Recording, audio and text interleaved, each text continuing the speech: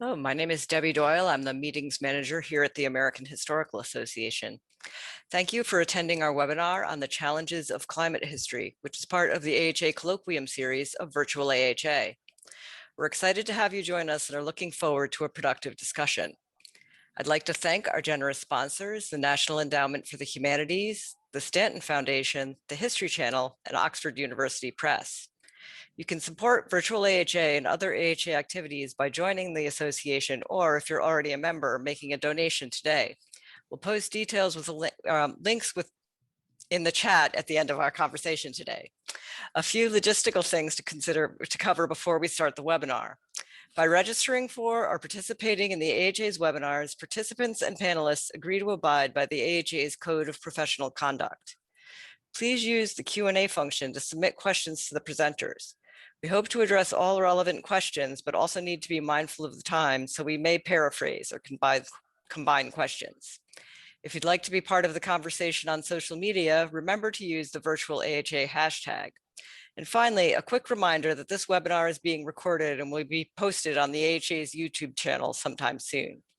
I'll now turn things over to the chair of our session today, John McNeill from Georgetown University. Thank you. Good afternoon, good morning, good evening, everyone, and welcome to this virtual AHA roundtable on the challenges of climate history. First thing I want to do is thank the organizer of this session, the irrepressible and irreplaceable Lisa Brady. And then to introduce very briefly our four panelists. We have a youthful but distinguished contingent of historians, environmental historians, climate historians, historians of science. They will speak in the order in which their names appear on the virtual AHA website, which happens to be alphabetical order by last name. So the first speaker will be Deborah or Debbie Coen from Yale University, who's known as a historian of science, particularly in the context of the Habsburg Empire, and her most recent work concerns climate science, mainly in that context. She will be followed by Bathsheba Demuth from Brown University, who's known for her work on the Arctic, particularly her recent book, Floating Coasts. And they will be followed by Ruth Morgan from Australia National University. It must be the middle of the night for Ruth, but she is good enough to be with us. She is a historian of water in Australia and most recently of broader contexts of Australian environmental history involving the British Empire and the Indian Ocean. And our fourth speaker will be Javier Puente from Smith College in Massachusetts. Javier is a historian of the rural communities of the Andes. And with almost no further ado, I'll turn it over to the panelists, but I do wish to say, in the way of further ado, that I will be looking at the Q&A function, and at the end, after each of our speakers has had their say, I'll be reading questions from the Q&A. So please post them there rather than in the chat. Okay, Debbie Coen, take it away, please. Thanks so much, John. As John said, I consider myself not a climate historian, but a historian of science. To me, that means in part a different relationship to the science of today. So climate historians engage with contemporary science to document past relationships between climate and society, or even to document the climate of the past. I'm interested in historicizing the science, that is, in teasing out the legacies of the past in contemporary climate science. As John mentioned, my last book, Climate in Motion, examined the 19th century origins of a key feature of contemporary climate science, its techniques of scaling or reconciling the seemingly incommensurable perspectives of the local and the planetary, human history, and geohistory. As I was finishing Climate in Motion, I was lucky to receive a Mellon New Directions Fellowship, which allowed me to take classes in climate science and has lured me into some experiments in recent history. So the first of these experiments reflects on recent calls from scientists themselves to address climate change by doing science differently. Many of these calls hinge on the idea of making climate science usable. To make research usable means to ensure that research will serve the needs of those impacted by climate change by incorporating the knowledge, experience, and values of the users into the process of producing and evaluating research. So my aim is to situate efforts to produce usable climate science within a longue durée history of categories of instrumental knowledge, like useful knowledge in the 19th century, applied science in the 20th. And in doing this, I explore the radical ambition behind the move to usability, but also a striking continuity across 200 years, namely the tendency to assume a trade-off between the utility of science and the individual freedom of the scientist. So my goal is in part to bring this tendency to the attention of scientists today and show how it may stand in the way of their efforts to truly do science differently. Then briefly, my second experiment in recent history begins from the observation that one of the most vital, the most fraught concepts in the science and policy of climate change today is that of human vulnerability. So for instance, the UN Framework Convention on Climate Change of 1992 committed wealthy countries to, quote, assist developing countries that are particularly vulnerable to the adverse effects of climate change in meeting costs of adaptation. So in this sense, defining the relative vulnerability of different populations is now the basis for shifting research and resources to the, quote, most vulnerable. But how to define and measure vulnerability is a subject of intense debate. So I take a historical lens to this debate. I situate it with respect to a long history of efforts to separate the knowing human subject from the human object of geophysical influence. From a historical perspective, I think we can recognize this debate as far more than a technical dispute. It's a vital and necessary conversation about the role of values in scientific inquiry, because the question of who is vulnerable is the question of what people value and therefore want to protect. So in sum, I see the history of climate science as a critical partner to both climate history and the scientific study of climate change. Thanks.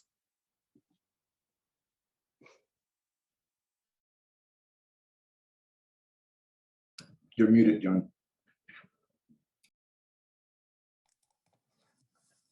Yes, for the 3,217th time in this last year, I was muted. Thank you, Debbie, admirably succinct. Next up is Bathsheba Demuth. Thank you, John, and thank you everyone for coming, and Lisa for organizing us. Like Debbie, I have to start this with a disclaimer that I am not a traditional climate historian, or what I think of as a traditional climate historian, a group of scholars that I have a lot of admiration for, the folks who use sources from both the natural and the kind of traditional historical archive to look at how societies have weathered, to make a terrible pun, past perturbations in the climate. So folks like Sam White and Dagomar de Groot and Emma Mosswild, that kind of crew of folks. It does, however, say in the bio in my book jacket that I'm a historian of past climates. And that was a deliberate choice because the climates of the 19th and the 20th centuries are past climates. And this is particularly the case in the Arctic, which is the part of the world that I study, because the rate of anthropogenic climate change is about twice that of temperate regions.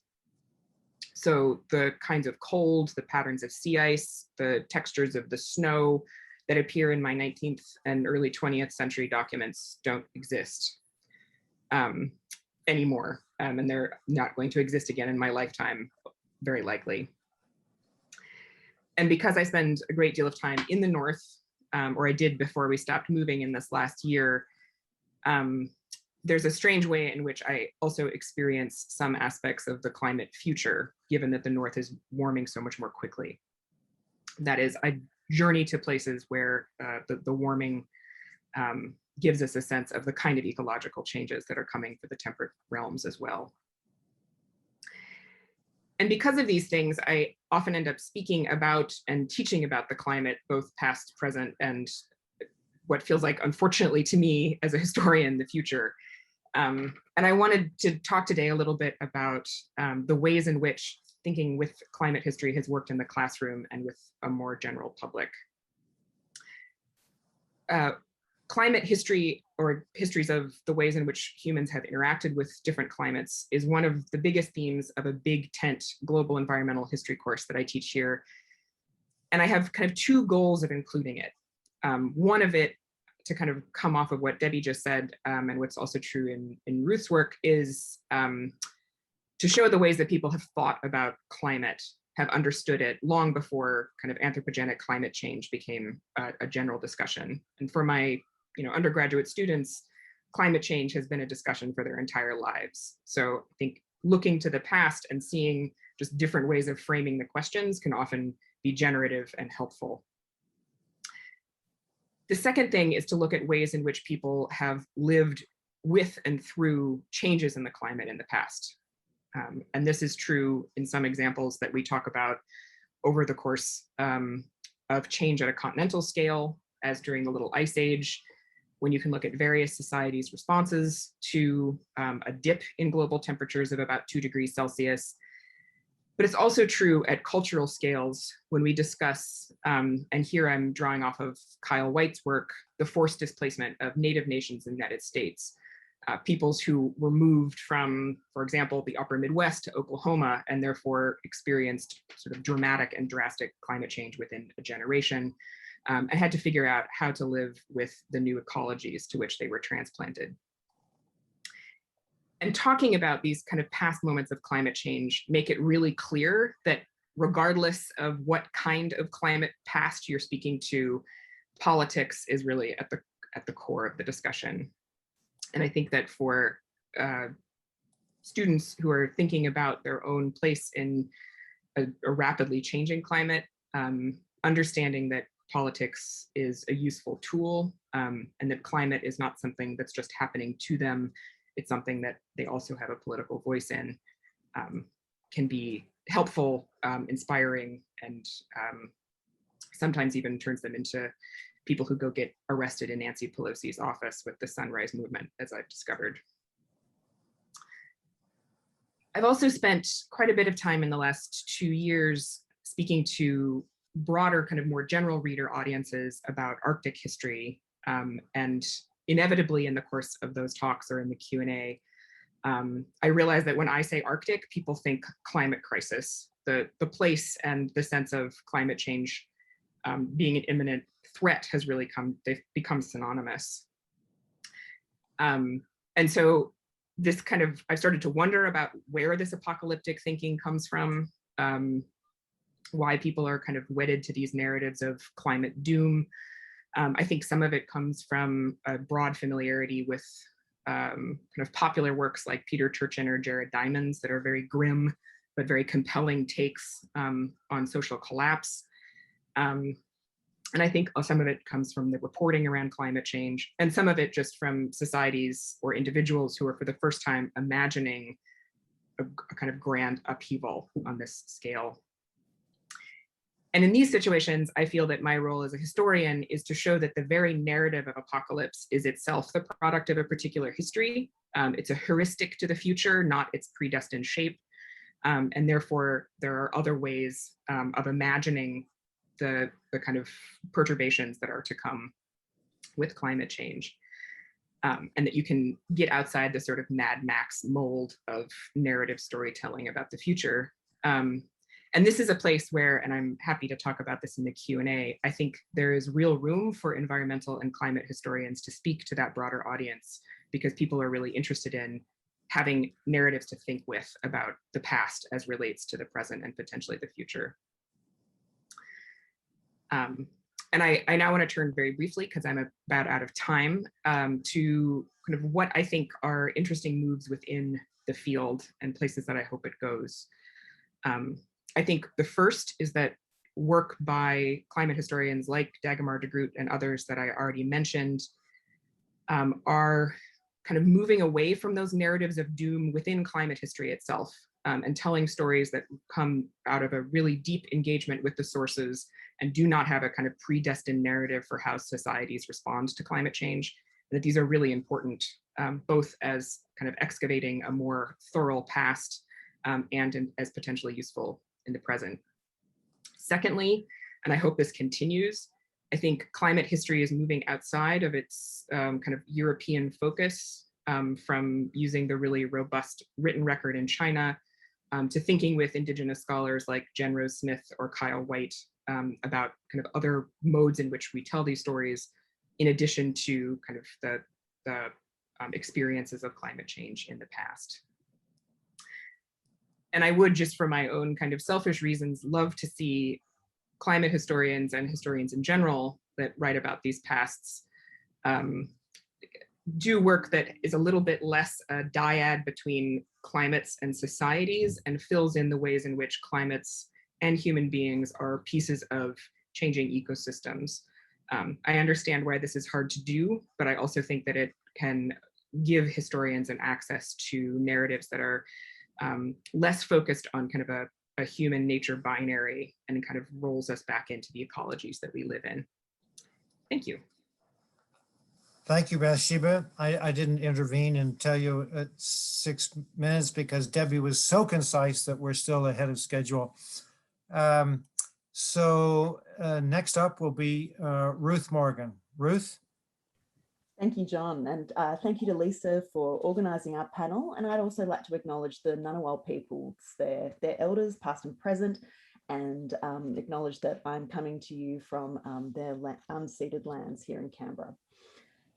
So in this very short paper, I'm just going to give you a little sketch of a developing project I'm working on, which is sort of, I suppose, come out of other things that I've been involved with over the past little while.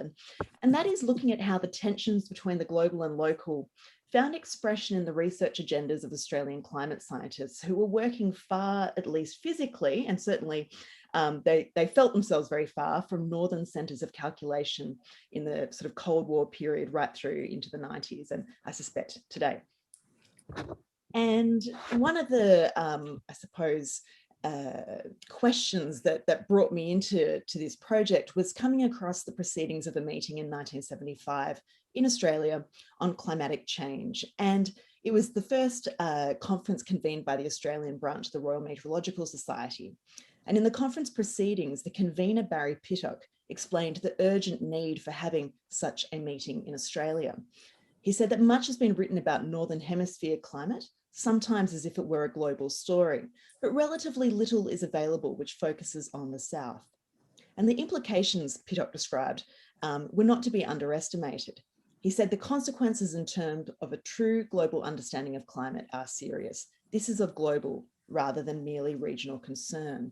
And it struck me that this wasn't just an issue of climate science, but also of climate history, very broadly defined, much like Debbie and Bathsheba related. I'm probably not a climate historian in the technical traditional sense, but more of taking that social and wider environmental view of that field. Now, historians have long recognised the cultural and political import of Australia's exterior and interior tyrannies of distance as a geographically vast white settler nation of the British Commonwealth in the Indo-Pacific region. And by the early 1980s, as a former bureaucrat explained, Australia was a small, energy-rich, food-rich and financially rich country in an energy-poor, food-poor and financially poor region. So this played an enormous role in influencing how Australian climate scientists and politicians saw their work in this area.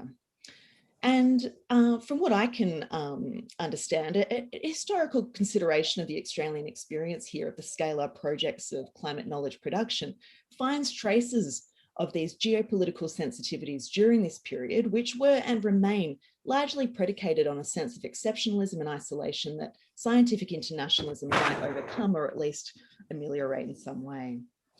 So I'm trying to really excavate the ways in which countries such as Australia engaged in global climate scientific production and governance, contributing to a wider project of bringing to light the infrastructural geopolitics that belie the infrastructural globalism of international scientific cooperation. And of course, this is trying to recognize the geopolitical asymmetries that are inherent in global climate science and attending to those deeper historical contexts that really configure and mediate the ways in which globalist knowledge is interpreted and applied locally. Now, of course, the challenge with such a project, and I think all of us grapple with this, is this is not about contesting science, it's not about trying to undermine the findings of climate science, but rather to look at the ways that the historical study of the geopolitics of knowledge can actually contribute to enhancing climate change adaptation, which is something that George Adamson and Eleanor Rowland have written about. And I'm responding really to their call for a greater historical scrutiny of the present day scientific concepts and structures that order the global climate politics and climate change adaptation research that we're familiar with today. They call this a process of observing the observers, this second order observation, which is really trying to look at the research itself to identify, account for, and critique distributions of power and agency. So as I mentioned, from the 1960s onwards, Australian climate scientists and policymakers were well attuned to the Cold War geopolitics of climate knowledge, and they really leveraged their geopolitical position to not only ensure their own active participation, but also that Australia's own interests would be best served by the emerging political and scientific infrastructures. Now, I won't be able to get into all the different themes that I've been exploring, but something that struck me was a case that emerged in the 1980s, or the late 1980s, I should say, which is when Barry Pittock, who I mentioned earlier, is taken over climate modelling in Australia's peak scientific research body. And he was really perplexed and I think quite frustrated with the state of climate modelling in the region, in the broader Pacific. And for him and other researchers, it wasn't sufficient to be importing a model from elsewhere. He observed that most global climate models are built by groups in the Northern Hemisphere. It's perhaps not surprising then that their models have tended to behave poorly in the Southern Hemisphere. And he was comparing, he has a great graph comparing how models developed by the UK Met Office, the Geophysical Fluid Dynamics Lab in Princeton, the Goddard Institute of Space Studies, were all producing quite different models of sea level rise to what his own CSIRO, that's the peak body in Australia, what they had developed. And that was the model that could best replicate Australia's present climate conditions in the late 80s. So not surprisingly, until they could develop their own model in the 90s, their own projections were actually using mainly expert judgments and historical data to produce their regional scenarios of climate change. And I want to pause here to turn to the savage summer of bushfires that engulfed much of Australia back in late 2019 and 2020, before COVID hit, in the before times. And as the country burned over that summer, the past really became a means to deny the role of climate change in exacerbating the ferocity, the intensity, and the magnitude of those bushfires here in Australia. And I'm sure the US sees this as well. It's a continent of extremes here. It's a continent of boom and bust, of so-called droughts and flooding rains. Fires had burned before. But the thing was, they hadn't burned before like this. And 2019 was the driest year since records began in 1900, and it was the country's warmest year. In fact, all the years since 2013 are among the 10 warmest on record for Australia. And so the impact of climate change here has led to longer, more intense fire seasons and an increase in the average number of elevated fire weather days. In Victoria alone, the bushfires burned, a size bigger than the state of Connecticut in your part of the world, the largest area of fires impacted by 1939. And all up, I think the bushfires burned an area greater than Washington state. So quite a vast area that claimed 3,000 homes, 33 human lives, and more than 1 billion animals. Very difficult to count, of course. But what didn't go mentioned in all the claims of this was being business as usual from skeptics was that the scale of the fires had been predicted. And it was back in the late 1980s when people like Pittock were looking ahead to 2030. So one of these histories of the future scenarios that I think we come across quite a bit in our approach to climate history. They were expecting carbon dioxide levels in the atmosphere to have doubled. And they anticipated that the conditions would be just ripe for bushfires to be greater than those that had preceded the catastrophic fires that had engulfed the state of Victoria here in Australia back in the early part of that decade. And the warnings only continued since then. So that was a really interesting connection there. And going back to the 1980s, when the Intergovernmental Panel on Climate Change was formed in late 1988, the Australian government was observing the need for a special contribution to research by Australia in view of the possible major differences in climate change scenarios between hemispheres and its position as the major developed Southern Hemisphere country on the panel. And government ministers were urging Australia's close involvement in these matters, not only to understand the effects of climate change on the continent, but also to avoid, quote, having foisted upon us policies which will prejudice our international and domestic interests. So of course, that continues to guide Australia's rather reluctant participation in international climate governance and the tension between managing the vulnerability of this continent to the climate changes that are already underway. So just little brief snippets to share with you, and hopefully we can tease them out further. And I hope that exploring the activities of Australian transnational locals are shedding light on the ways in which global knowledge and governance disguise the local and situated processes that have historically constructed, sustained, contested, and configured them. So thank you. Thank you, Ruth. I've done a little research and I think it's 4:28 in the morning in Canberra. And if that's accurate, you deserve a gold medal for a coherent presentation at that hour of the day. Javier, the floor is yours. Thank you so much, John. I want to invest 30 seconds unwisely but humanly of my time to just acknowledge Lisa Brady for the invitation to join this panel, to John for chairing a Georgetown and life mentor, my fellow panelists whose career I admire so deeply, and the audience for being here. I hope you're all well despite the turbulent times. I am definitely not a climate historian, not even an environmental historian, but John told me long ago that everyone should be an environmental historian, and everyone is an environmental historian. They just don't know yet. I think the first point I would like to make is the one point that every historian makes at some point, particularly area-studied folks like me, which is highlighting the centrality of the region that I study, Latin America and the Andes, for writing histories, and in this case, for writing climate histories, past, present, and future. And this sounds arbitrary because these claims are often arbitrary, but I would contend that there is a major climate event that actually sustains my claim, and that is, of course, El Nino. While global in reach, this major engineering force of worldwide events, environmental and otherwise, actually occurs in front of the Pacific shores of South America.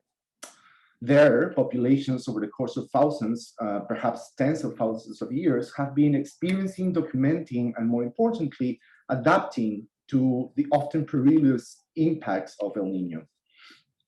Beginning in 1492, or more to be more precise, the early 1500s, these same populations, relabeled as indigenous, had to, under knowledges, right? So these populations under knowledges, relabeled as indigenous in the eve of colonialism, require yet another layer of adaptation for enduring such environmental crises.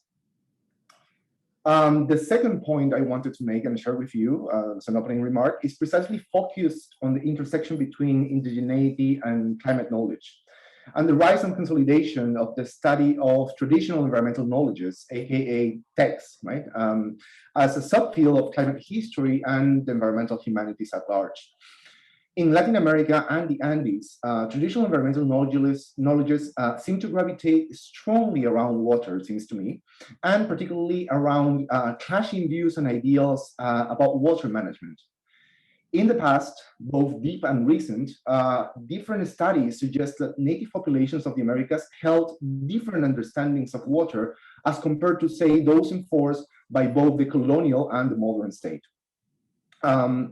As the colonizing and modernizing quests, respectively, focus on the territorialization of their powers, a view of water as intrinsically separate from land, functional to the making and consolidation of property regimes, collided against the intertwined and more fluid indigenous views on nature.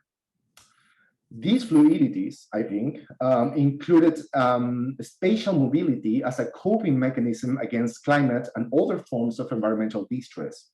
And that mechanism, spatial mobility, has gradually faded away due to the experiences of spatial fixation and spatial confinement that indigenous populations have been and continue to be subject to. One last point I want to make is related to the potential advent of a climate apocalypse and how some contemporary and indigenous populations connect that with their distant past experiences, perhaps equally, if not more apocalyptic, of colonization.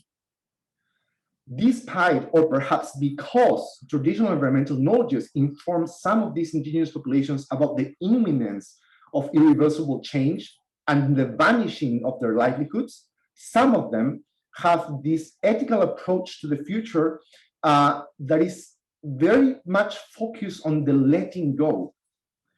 In fact, some of these same indigenous populations, this is actually resulting from ethnographic work I've been doing in the southern central Peruvian Andes. Some of them actually see their roles as caretakers of the end. In their view, it is the end of a cycle and the beginning of a new one, which may or may not include our current forms of living. When compared that particular ethical approach to, say, the appraisals and proposals on the mitigation of climate change, the contemporary climate change, it makes me wonder, what are we trying to save in this part of the world? What are we really trying to rescue? And what are we really trying to preserve when we evoke climate change as this contemporary global threat? I'll leave it at that and looking forward to your questions. Thank you. Great. Thank you, Javier. So listening most recently to Javier and Ruth speaking about parts of the world deeply affected by El Nino, I was wondering if there might be a comparative traditional indigenous knowledge project around El Nino on both sides of the Pacific that somebody or somebodies could do. Let me pose the first question that has appeared in the Q&A. It is for Bathsheba, and it comes from Kelly Heydrich. She asks if Bathsheba would speak a bit about what you see as the role of stories and storytelling, for example, creative nonfiction, fiction, even oral history interviews, in communicating about climate change. Do you see stories perhaps bridging the disconnect between hard climate science and or climate history and people's lived experiences? Might stories make climate science, climate history more accessible for a non-expert audience? Bathsheba. Sure. Thank you, Kelly, for this question. I think one of the things that you point to in this question is completely correct, which is that people hear Arctic and equate it with climate doom because of a kind of climate reporting that simply because of the nature of newspaper journalism, tends to go for the big takeaway lines about collapsing ice sheets and decreasing polar bear populations, and often forgets there are people living in the Arctic, and has a series of other quirks that often shape the way that people understand the North. And that part of what I was hinting to in my very brief discussion was that there's a real hunger by the general public for narratives that move between the level of climate modeling, which is abstract and often scary, and the ways in which people are actually experiencing it. And I think that the examples that you give, from oral histories to fiction to nonfiction, are all ways in which those stories are being told. And I think there's some really interesting things happening,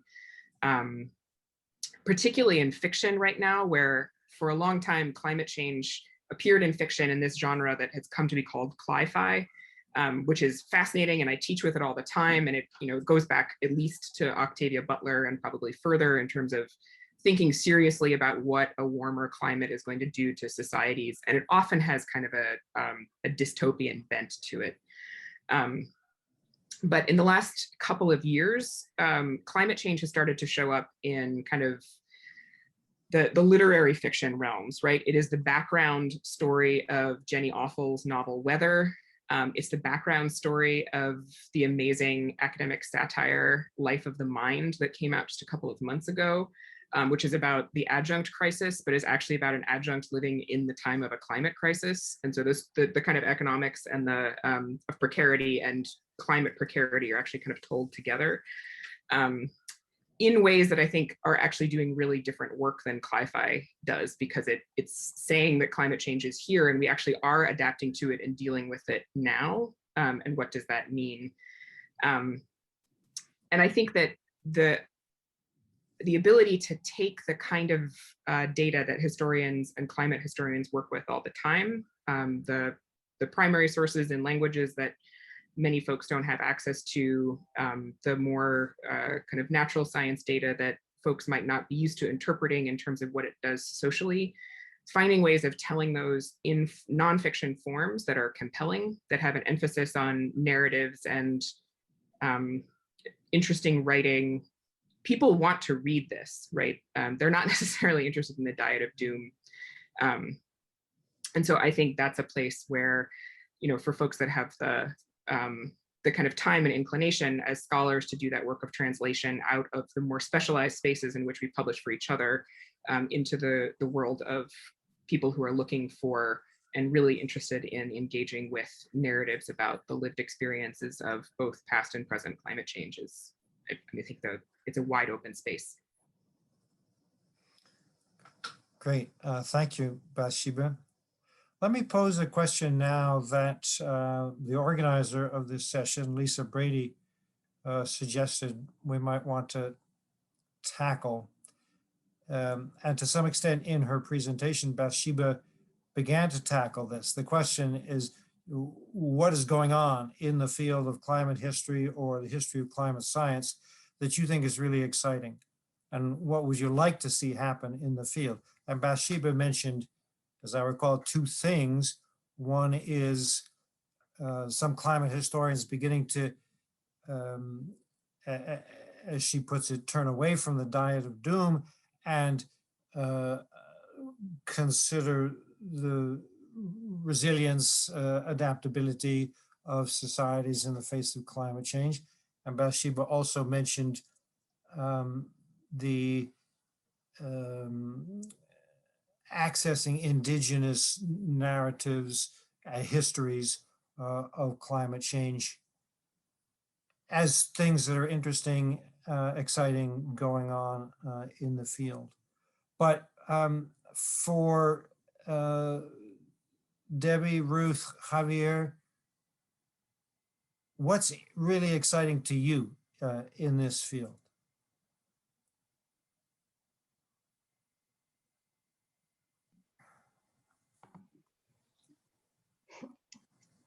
Do you want to go first, Debbie? I'm happy to start, or Ruth, you go Please. ahead if you want.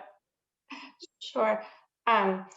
So I've been thinking about how it feels like historians and climate scientists have been for a long time thinking along parallel lines about writing the history, writing climate history, in that the scientists read the surface of the earth as their archive. And so they're reading about human transformations of the environment as their primary source. You know, and this is literally true in the sense of proxy data.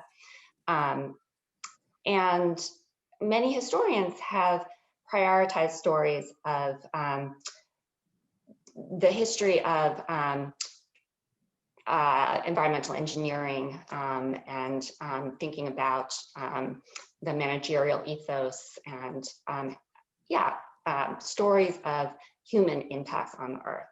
But then the question is, what about stories of human restraint? What about stories that cannot be read off the face of the earth because they're not about transformations? And I think this speaks to Bathsheba and Javier's points about the need to center Indigenous perspectives on climate history. We need to rethink the archive. And I was really excited just over the weekend. Harriet Mercer at Oxford sent me an article of hers that just came out where she uses methods from African American studies, Sadia Hartman's methodology in particular, to read a colonial archive for Indigenous women's agency. And so I think this is really promising. I'd love to see more people work with creative methodologies. And I think borrowing from AFAM is very promising in particular. Thanks, Debbie. I agree, and Harriet's fabulous, and the work she's doing in that area is really, really rich and exciting. And, you know, I'd have to agree that this is a really promising and challenging approach for particularly settler historians, sort of trying to, I suppose, engage with, draw on, and hopefully, ideally, work with Indigenous peoples, Indigenous knowledge holders to I suppose, flesh out our histories that might extend beyond the instrumental record, and to look at adaptations and understandings beyond what has been typically written about in our climate histories, environmental histories, political histories even. And I think, as John even picked up on, there are a lot of similarities between the kinds of responses that Javier was mentioning among Indigenous peoples, which have undergone dramatic challenges, not only from colonialism, of course, but also from enormous environmental change over the thousands of years of habitation in Australia. And it's something that, you know, there's also, it's a disciplinary challenge, I think, to try and weave these deep time stories even into modern history writing, so to speak, and our familiarity with a whole different kind of range of sources. So to try and, maybe these are team projects, maybe these are the kinds of interdisciplinary projects. It's not about interdisciplinary in terms of only between modern or technical Western disciplines, but also whole entirely different knowledges. So I think broadening, it's not only interdisciplinary, but into knowledges, which is really, I suppose, developing here in Australia with the work of geographers like Patrick Nunn, really trying to make sense of Indigenous oral histories that have actually descended over thousands of years, which of course Indigenous peoples know this, but having that knowledge to bear on our understandings of past sea level rise, of past changes in aridity, all these sorts of issues have been experienced before, but also recognizing that those changes were at very different rates with very different societies. So working out, I suppose, the tensions between the past and our present, and the implications of the narratives we tell about those stories, is something I think we're all grappling with, but totally an exciting shift, particularly here in Australia. What can I add to that? I think the first opportunity that I see in integrating climate in any sort of history that you write is the creation of new regimes of temporality, right? I think climates are turning us into long duress fans all the time, right? It's bringing back the analysis in full force. And it's, you know, addressing the question that actually Christian Coen is asking next. You know, it's allowing us to rewrite or at least revisit social, political, and economic histories as they currently stand, with risks, limitations, but also with a great deal of potential. I think climate also, or climate study also makes us question geopolitical boundaries, right? I mean, can we remain as historians of empires, as historians of nation states, or even as historians of regions, given that the interconnections that climate generates? It's also, as a discipline, making us leave the archive, or at least decenter our understanding of what an archive could be. And in terms of future developments, I mean, there is an emphasis, particularly in my subfield in Latin America, of these intersections between climate and disaster. And I would like to see some studies that go beyond the sort of like disaster narrative, not only focus on adaptation, but also focus on, you know, how we are ultimately children of floods, of hurricanes, of droughts. We became the society we are, not in spite of all these events, but because of these events. And that might really unlock some knowledge that we need for future challenges. Great, thank you all. So as Javier noted, a new question has been posed to the panel by Christian Ducoing, who asks, is there a lack of dialogue between historians, environmental historians, and economic historians? There are some works trying to find the links between climate and economic crises in the past. Is there room for more collaboration between these disciplines?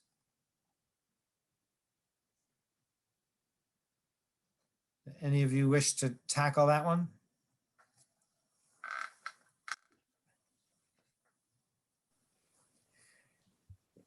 Since, Apart from, oh, go ahead, Ruth. sorry, John, and thank you, Christian. I mean, I suppose that the straightforward answer would be yes. There's always room for more interdisciplinary research. I think it's quite interesting, though. I suppose the different kinds of approaches and assumptions that you encounter in these sorts of conversations, and the kinds of questions that you're asking. And I suppose one of the first things that I sort of would be concerned about is I suppose being overly reductionist, perhaps in terms of how you know, or directly causal between climate changes and variability and economic crises, and that it's always a bigger story. And I'm sure that's a fairly obvious response, I suppose, but I absolutely would suggest that there is much more to be done there. And that's I suppose about as much as you know, finding collaborators and finding those shared questions and topics as it is about actually doing the work together. Yeah, let me step outside my role as moderator for a moment and build on Ruth's remark. I agree there's plenty of room for collaboration along these lines. As I see it, one of the weak links of climate history is delineating convincing pathways by which climate history is relevant to the rest of history. There are many examples of blithe statements about the relevance of climate history, particularly climate crises, to the rest of history. But the precise pathways are often either assumed or not even spelled out, and making these linkages convincingly, responsibly, and carefully, I think is a place where climate history can improve, and by improving can enhance its significance for every other kind of history. Yeah, John, would it be appropriate for me to add something? Just that I think another thing that economic history can do for us is to alert us to the ways in which economic, really capitalist categories have tended to organize climate knowledge and climate experience.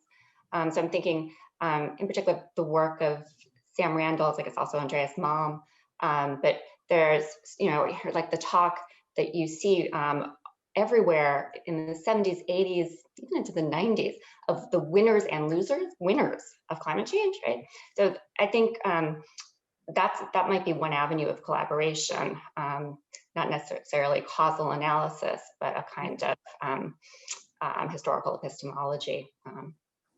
Absolutely. Vladimir Putin has sometimes referred to Russia as a winner in climate change. I think he's changing his mind. So here's another question from Christoph Conrad. Could the speakers address the question of how politics can be more and differently integrated into climate history? And he references an example of numbers of ecological militants killed in recent years. and wonders how such local movements can be written into the historiography. That's a great question, Christoph. One way that I talk about this in my undergraduate teaching in a couple of ways. In the 20th century, some of it has to do with thinking about the politics of fossil fuel emissions and how they become normalized or invisibilized, which is not a good word. And, you know, how the kind of power structures around denying the severity or the possibility of climate change operate in the later parts of the 20th century, which are just sort of clear moments of, you know, actors with lots to lose intervening on the political process in various ways. But I think to the example that you brought up, and in a way that's often separated, I think, from climate history, is to think about integrating it with discussions of environmental justice, which it is kind of before the current era, and thinking about the ways in which, you know, there have been many communities at the front lines of environmental catastrophes, large and small, protesting them, putting their lives on the line for them, and articulating a politics around environmental change that doesn't fall into the kind of traditional notions of environmentalism, many of which students arrive in the classroom with, or are frustrated with, or have seen not serve their communities particularly well when they arrive. And so talking about the ways in which the kind of high-level politics of the Exxon boardroom and the on-the-ground politics of people thinking about what pipelines will do to their communities are actually quite joined. Yeah, just piggybacking on Bathsheba's remarks, I would add that I think this is a place in which the current narrative of capital, the histories of capital and capitalism, are actually helpful for integrating this narrative of environmental and climate justice and actors. Because, you know, if you see that those narratives as this sort of like enduring history of violence targeting anything that seems seditious or subversive for the hegemony of capital in the nation state, then you know, the violence perpetrated against climate actors and climate environmentalists are just the next episode in that history of violence that included, you know, communists during the Cold War or labor organizers in the early 20th century. It's just a new internal enemy in town.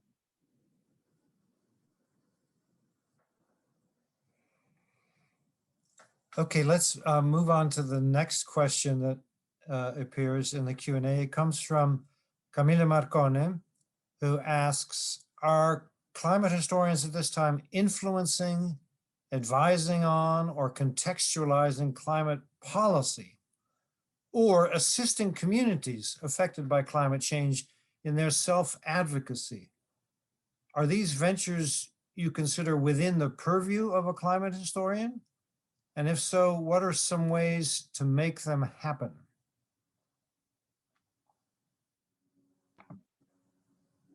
Just thinking about ways to make them happen, I think for academic historians, changing the tenure and promotion criteria is really the first step. You want to incentivize outreach, you know, quote unquote outreach efforts. That's got to change.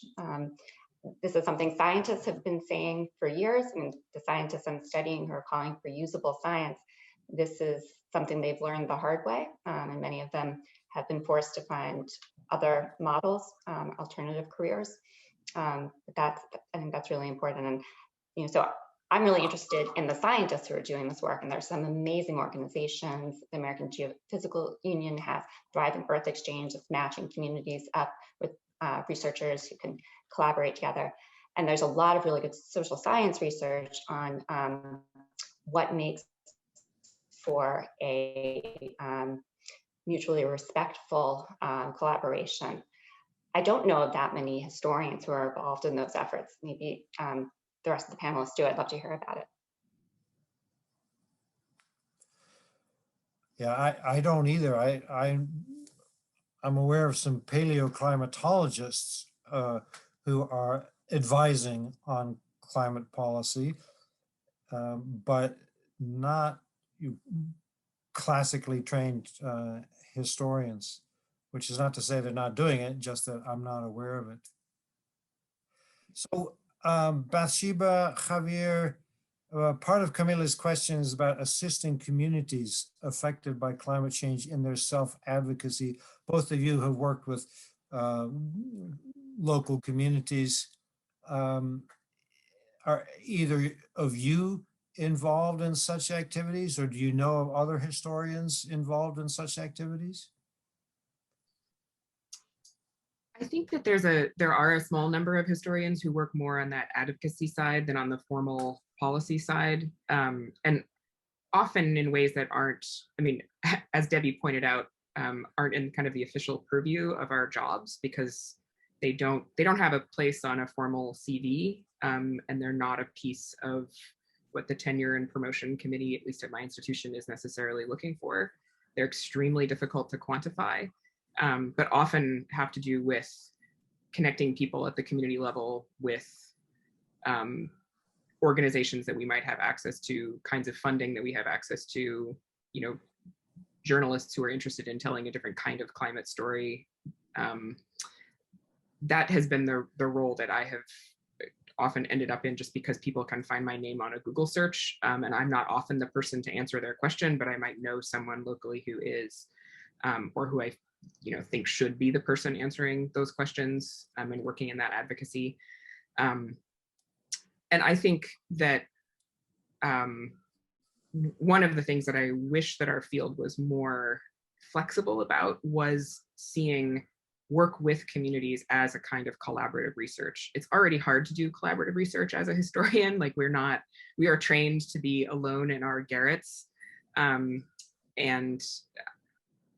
there's some wiggle room, I feel, for working with other PhD holding people at formal institutional kind of structural levels.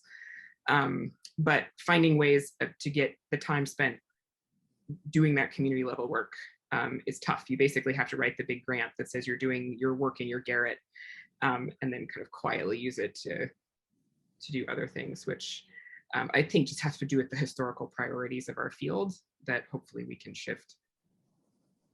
Yeah, I would just continue to highlight what Debbie and Bathsheba said before about the need for changing standards, changing procedures, and going full force with some sort of like public twist for our disciplines. That's much needed to me. On the other hand, I think working with communities, at least in my case, has been a very humbling experience, and it has taught me to be very careful about how I approach them. One of the first experiences I had to do with telling them, first and foremost, how the drought of 1982 was. And, being shocked by their memories of the 1956 drought being more serious than the 1982 one, and then showing them my papers, my scientific data, saying, no, that's not possible, right? And learning this lesson embarrassingly about climate experiences and climate data not necessarily coinciding, right? And so I think it's that the question, it's a delicate one. It's a delicate one. It's about how we approach people's, and particularly, indigenous communities in this case, with Western knowledge, with primarily Western knowledge. There's another question, which I'm going to get to in just a second, but let me say that with respect to changing the criteria for promotion, tenure, and academic careers so as to reward other kinds of activities, one thing to bear in mind is that it might create an unlevel playing field, because people who do recent history might have more opportunity than specialists in Gupta India, for example. And so there might be some resistance based on at least the perception, if not the reality, of what that would do to the playing field. But let's move to a question that has appeared from Julian Shalong. And if it's Julian, I apologize. It's directed specifically to Debbie Coen. Ruth Morgan has told us about how imprecise European climate models are in regard to the climate of the Southern Hemisphere.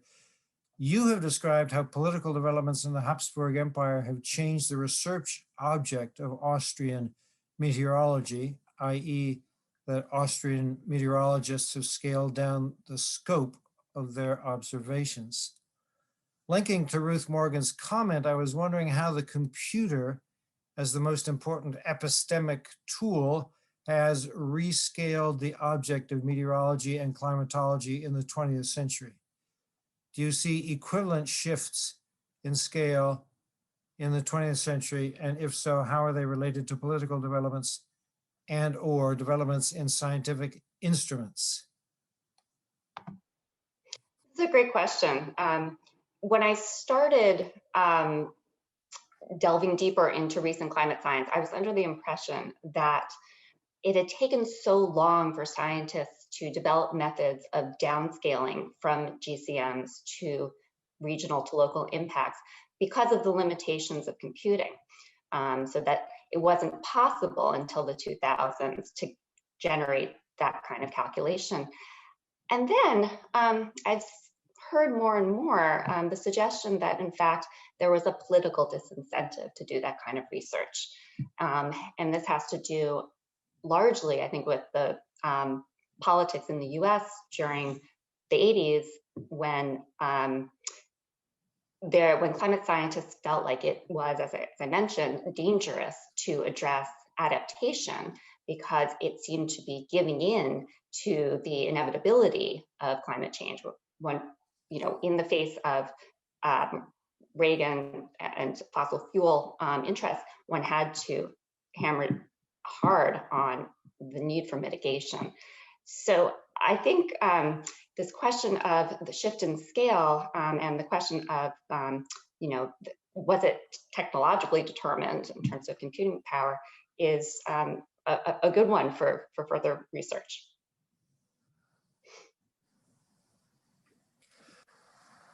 I might just jump in there and Yes, please, Ruth. Sure, just to suggest that I think I'm coming across in the Australian literature archives, I should say, a similar kind of strategic orientation among scientists here, perhaps a little different to the Reagan administration and the responses there, but rather seeing that having a local model or developing a local model was a way to get funding. From the government for publicly funded science, which in Australia is most of where the science is, at least for climate, is coming from. So a different kind of strategic orientation, but and of course a desire for more computing capacity. So I suppose it's trying to sort of match problems with funding and those sorts of strategic goals there. Ruth, when you say local in this context as tactically prudent for getting grant funding from the government, what does that mean? Does it mean Australia? Does it mean some subset of Australia? Subset of Australia, I should say, that trying to get to a scale of a state or even smaller than an Australian state was a really key goal and a way to get partnership funding from states as well as the federal government to support climate science. And that was part of, I suppose, a long Australian history of making science usable and applied, particularly if it was going to pertain to agricultural industries. So I think there's a bit of a connection there between the sort of history of applied science in Australia. Great, thank you. For those of you based in New England, Australian states can be pretty big. Oh yes, I should say that. Good point, John. So let me pose another question that Lisa Brady suggested we might wish to take up, and that's about interdisciplinary research or projects. So panelists, have you engaged in interdisciplinary research or projects? collaborating with specialists in other fields or disciplines? And what have you learned from those experiences? And for scholars new to the field, what advice would you have for them about conducting successful interdisciplinary work? I think Javier's point about humility is probably an important starting place. I have not done work like some colleagues in climate history where they work explicitly on large, very interdisciplinary teams and write something together. So I can't speak to that experience, but I do work with the kind of knowledge produced by a wide variety of specialists, both inside and outside of the academy. And generally speaking, I think coming to those with a really frank acknowledgement of where my kind of interpretive abilities begin and end, and my expertise being curtailed, it makes the work really exciting, actually, I think, because it opens lots of perspectives, but that's my very view from 30,000 feet observation. Maybe Ruth, Javier, do you operate only as lone wolves, or do you collaborate in research projects? Javier? So, so I was hired here at Smith College, not as a historian, actually. I'm not in the history department. I'm in the Latin American and Latino Studies program. But I've been lucky enough to, like Ruth, be in the Rachel Carson Center at some point and spend that time there with different folks from different disciplines, and it continued to be a humbling experience. The sheer level of ignorance that I unveiled about my knowledge was baffling. But I guess the one caveat to interdisciplinarity is related to production, right? Because once again, going back to Debbie's original point about tenure and promotion standards, where to publish interdisciplinarity. How do you quantify those contributions and collaborations? That gets to be difficult, and I think it can be particularly challenging for junior scholars. So it seems to be a path once you are more settled in the discipline, and it shouldn't be. So that's perhaps another tweak we can make to our profession, our discipline. Thanks, Javier. I would add, I've dabbled in the dark arts of interdisciplinarity on a couple of projects. One was a big project on, I suppose, water-sensitive urban design and bringing a historical perspective to bear on that rather large project, as well as working on a chapter for the IPCC's next report in the Working Group 2 on water. And I suppose the challenges there as a historian are learning other languages or other disciplinary languages, other disciplinary methods. I mean, humility plays a massive part here, of course, but also that strange experience of being both outsider and insider, sort of having read, the critiques of this kind of globalist knowledge and then being thrust into it is quite mind-bending in some ways, and trying to sort of work with both hats on and appreciate the changes that have sort of shaped these institutions, while trying to hopefully continue molding them in a more constructive fashion somehow, while still doing the work, and seeing, I suppose, the geopolitics at work of knowledge production within those I suppose structures, the kinds of hierarchies of knowledge, which is quite interesting, of the physical sciences versus the sort of social sciences. Well, there aren't many humanities people, which is how I'd sort of see history in this group, but it is challenging. It is enormously time consuming in a very positive way, but it's kind of reskilling. You're adding so many other strings to your bow in that process, which is it's very humbling, because you are a beginner in some ways, and hopefully the other people you're working with are generous as much as you're generous with them in terms of bringing your own experiences to bear. So it's a really enriching experience that hopefully all of us have some kind of opportunity to explore. I would just add that I think it's interesting to think about the role that climate change has played in the theorization of transdisciplinarity, right, as an ideal and a practice. There's huge literature on this now, right?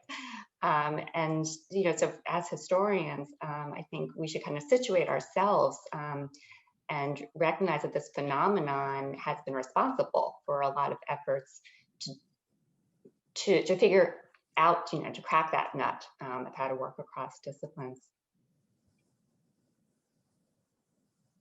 Yeah, I have found myself in the last decade doing things I never, ever imagined I would do when I started out as a historian.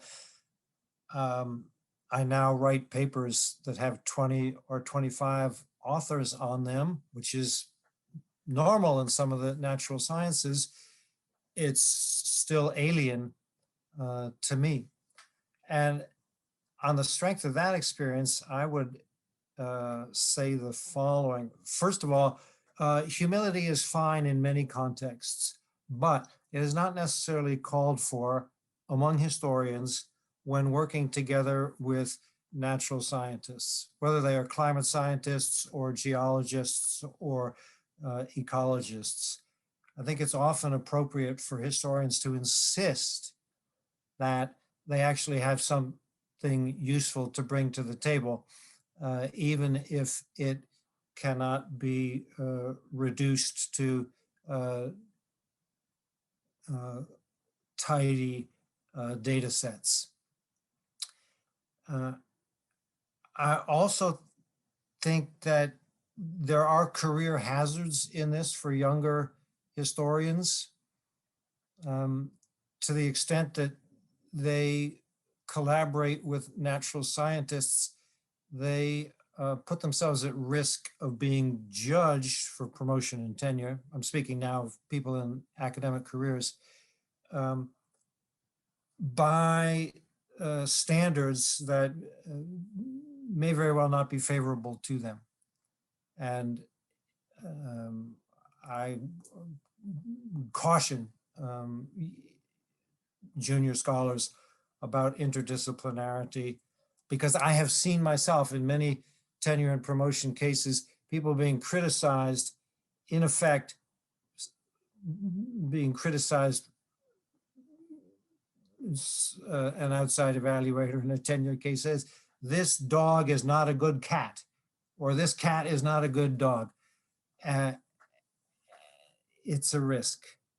But I would like historians to continue to collaborate with natural scientists, and particularly to try to help define the research questions rather than just tag along, which is essentially what I have been doing, because I operate without any real power. I don't generate significant grant money for these interdisciplinary operations.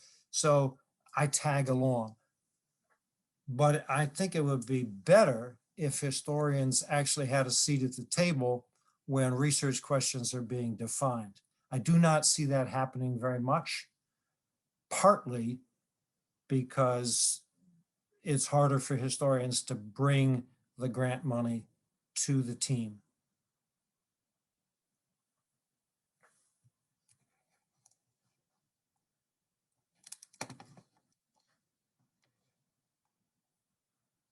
Let me put one more question to our panel, and that might be, oh, wait a second. We've got something from Christoph Conrad again. Just curious, is Anthropocene still a meaningful and useful term for the experts in this panel? That's a very good question.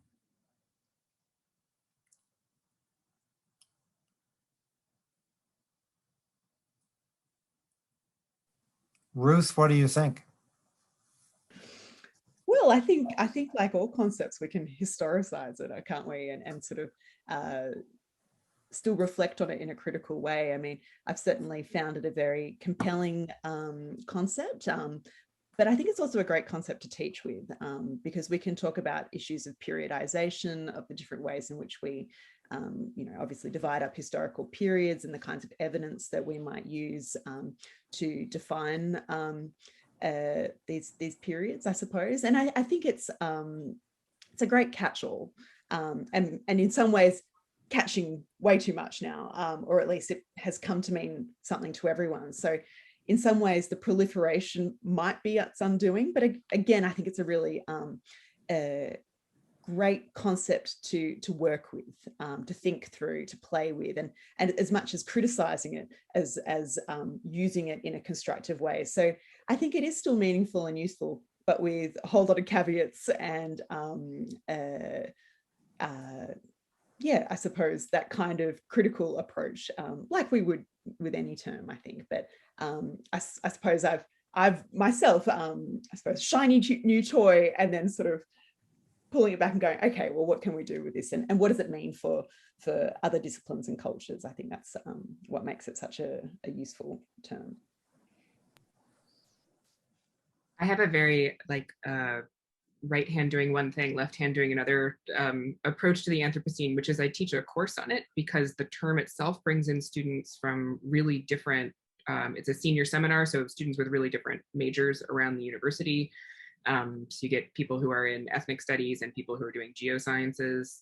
And that is just a really exciting pedagogical space. And you can have readings that are kind of from each of those fields. And it's great, and I love teaching it. And I never use the word in my scholarly work because I feel like for me to use it would come with such an epic footnote of caveats that it's actually not, by the time I've gotten through all of those, it's like, why am I using this? I can write without it.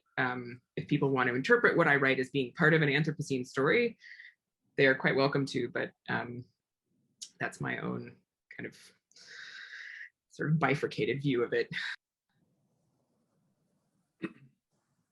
No, go ahead, Debbie.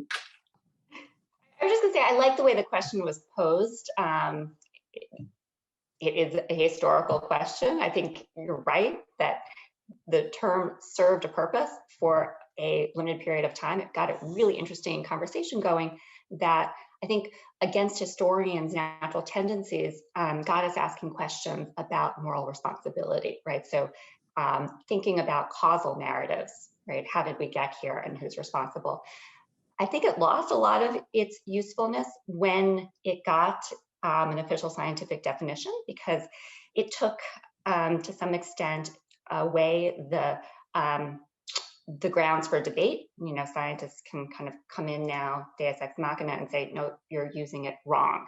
And in keeping with what John was saying, I think that's a problem for collaborations between historians and scientists. I'll just briefly add that I was recently revisiting one of your essays on the Anthropocene, John, and I reread it for, I think, the third time, and every time I do it, I understand it differently, and this time I took it as an invitation for deconstructing the term, right, and exploring not just its uses, but also its limitations. And there has been a proliferation of different scenes, right, the Cthulhu scene, the Pyrocene, the Necrocene, the Capitalocene. And I just think that we shouldn't use these categories as sort of like totemic concepts, but rather objects for further deconstruction. Yeah, I find myself using it less and less, and I think the reason is because it has acquired so many meanings for so many different people. It's kind of like the word nature or the word culture, that you can try to define it and hope that your readers or listeners will understand by it what you wish them to understand, but they bring their own understanding to it, which you as a writer or speaker can't necessarily know, or unlikely to know. So to me, it's gotten less useful in recent years and more confusing as a way of communicating.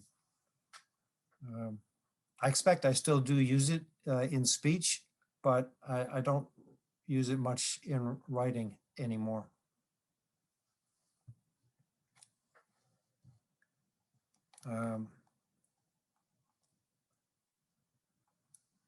So here's the last question.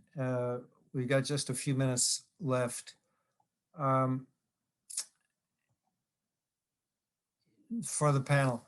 No doubt you've had more success with certain audiences than with others in discussing climate history. Are there pitfalls to avoid? What strategies do you recommend for reaching the widest possible audience? Assuming that reaching the widest possible audience is among your ambitions, which it may or may not be. Is it too pat to just say write well? It's a good start. I mean, there's lots that goes into that, including having editors and platforms to get the writing into the world. But at least in that format, there are many ways to reach a broad audience if that's what you want to do. But at least for me, that's been an important piece of it. Yeah. The broader the audience, the more likely there will be skeptics in it. So starting out by reiterating that climate change is real, I think is always a good idea.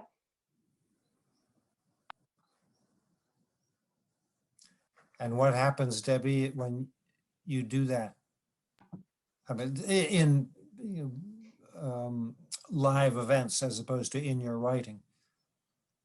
Meaning how to respond to skeptics when they arise in the Q&A? Yeah, assuming that happens. Yeah, it does. I mean, I've been lucky actually to be on panels with scientists when it's happened, and they're so used to it that, you know, I've just tried to take notes. But I think it's risky, you know, so my field, science studies writ broad, has been accused of seeding skepticism. And, you know, figures like Bruno Latour have acknowledged responsibility there, although I don't necessarily think it's warranted. But I think we in the science studies world have a special responsibility to be very careful in the kinds of claims we make and the ways in which we argue that science is a social construction. I think Paula Edwards in A Vast Machine is an excellent example of being incredibly precise about a claim for the social construction of global climate knowledge.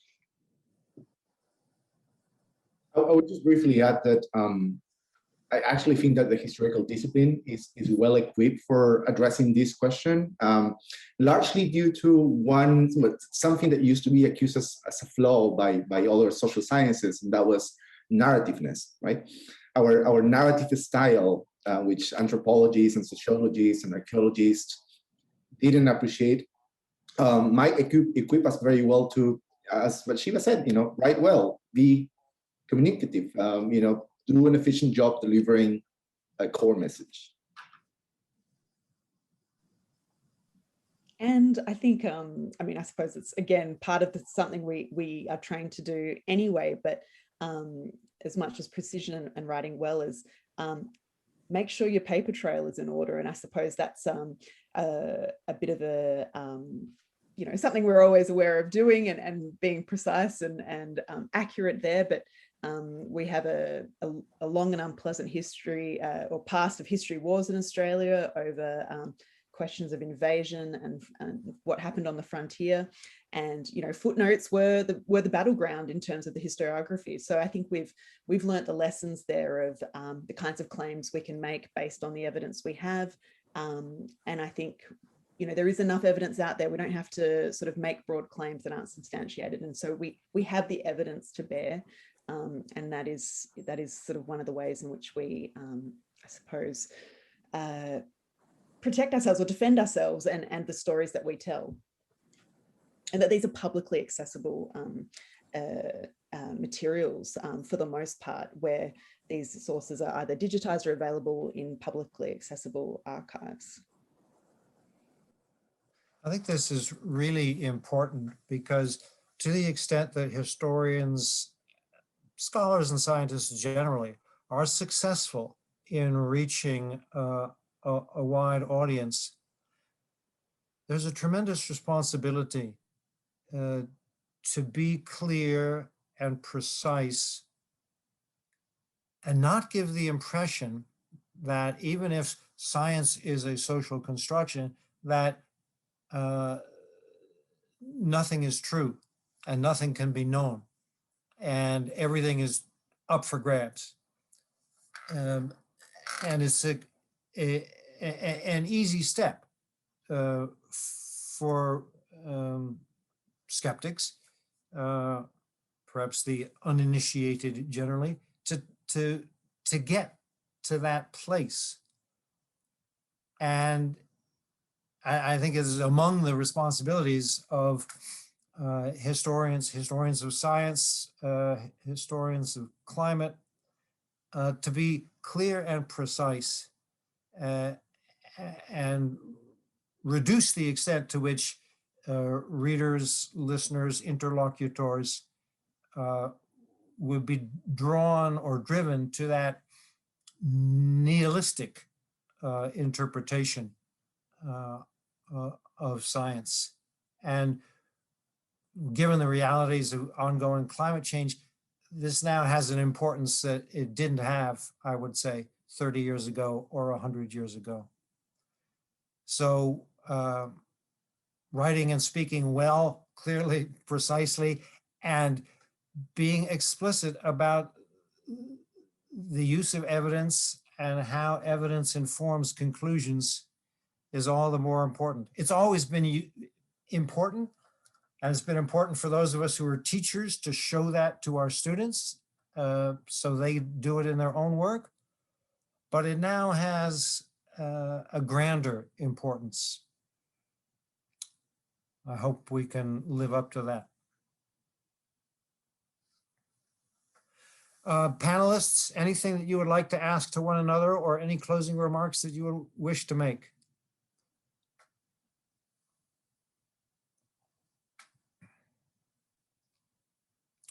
Okay.